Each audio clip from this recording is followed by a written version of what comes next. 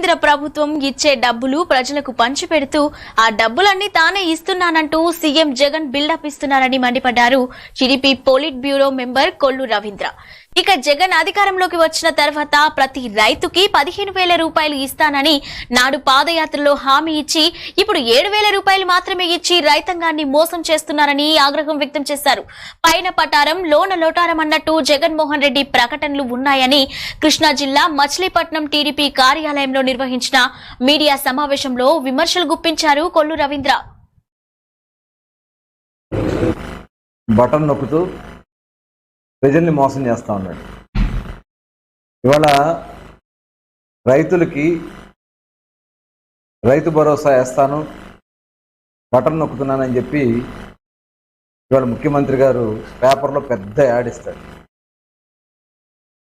నిజంగా ఈ ముఖ్యమంత్రి పాదయాత్ర సందర్భంగా ఆ రోజున చెప్పింది ఏంటి? ప్రతి ఒక్క రైతుకి 15,000 రూపాయలు ఇస్తానని చెప్పి ఎన్నికల్లో అందరికీ వాగ్దానం చేశాడు. కానీ ఇవాళ రైతాంగానికి అతను ఇస్తున్నది కేవలం 7,500 రూపాయలు మాత్రం. మిగతాది కేంద్ర ప్రభుత్వం ఇచ్చే దాంతో కలుపుకుని 13,500 ఇస్తూ ఈయనేదో మొత్తం నేనే ఇస్తున్నానని చెప్పి పెద్ద బిల్డప్ ఇస్తా ఉన్నాడు. బిల్డప్ ముఖ్యమంత్రి.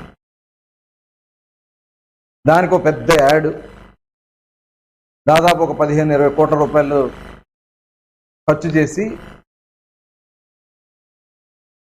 దానికి ఉంది పైన పటారం లోన లోటారం అని.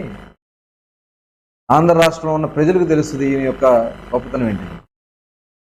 తెలంగాణ పేపర్లో ఇస్తాడు, నేషనల్ మీడియాలో ఇస్తాడు. అంటే బయట వాళ్ళందరూ ఈయన ఏదో పెద్ద పగలు తీశారు.